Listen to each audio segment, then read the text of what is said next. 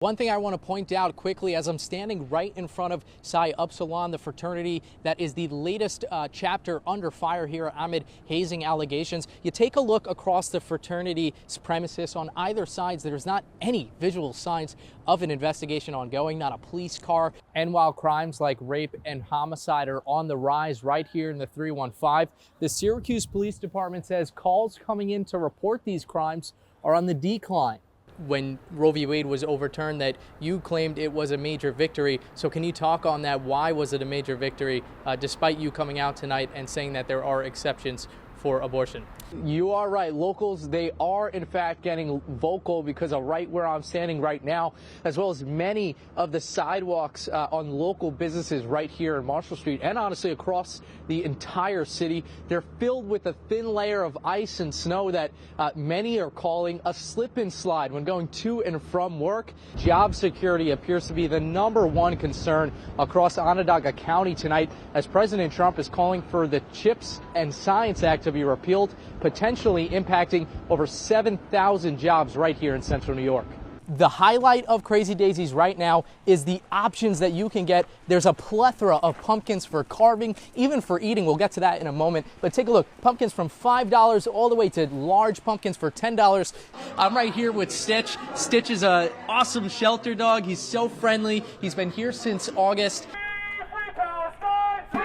Protesters from all around central New York came to the most, not for the Micron announcement, but to demand the president stop the genocide going on in Gaza. For 202 days now, we've watched tens of thousands of people being killed and then millions of people being displaced from their homes. A kind of violence that I don't think most people have seen in their lifetime that we're seeing on our phone screens every day now. Many activists at the scene say the United States is just too complicit when it comes to the violence. The clearest way that the President of the United States and I would say the American public, the taxpayer base, are complicit is funding the bombs and the weapons and the tools of oppression, of apartheid, and of genocide. Some Republicans at the event recognized what they say is a shared enemy in President Biden, but thought that the protesters were going a bit too far. They're bad-mouthing our police. Our police just walked by and they were booing them and saying very bad things to them. Yeah, they were doing that, and we don't want no part of that. We want law and order, civility, and civil discourse.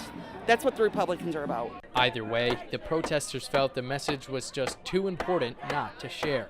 There's people whose lives would be saved tomorrow if we could have a ceasefire today, and the U.S. has the power to achieve that, and we're asking the president to listen to us about that. Now, President Biden made no comments about the protests during the event and just carried on with his speech about Micron.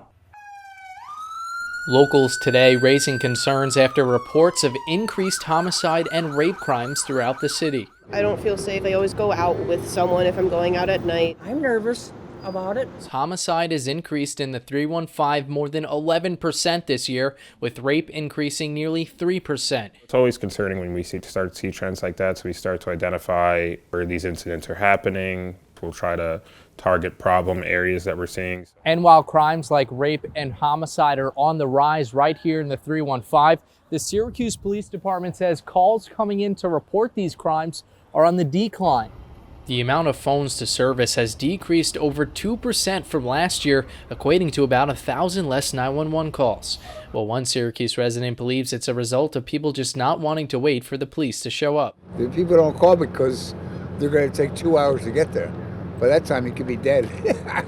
But the SPD says the limited number of available officers has caused response times to be based on priority levels. We have priority 1, priority 2, and priority 3 calls. We want to target priority 1 calls first and foremost, so that's like any violent crimes, shootings, stabbings, etc.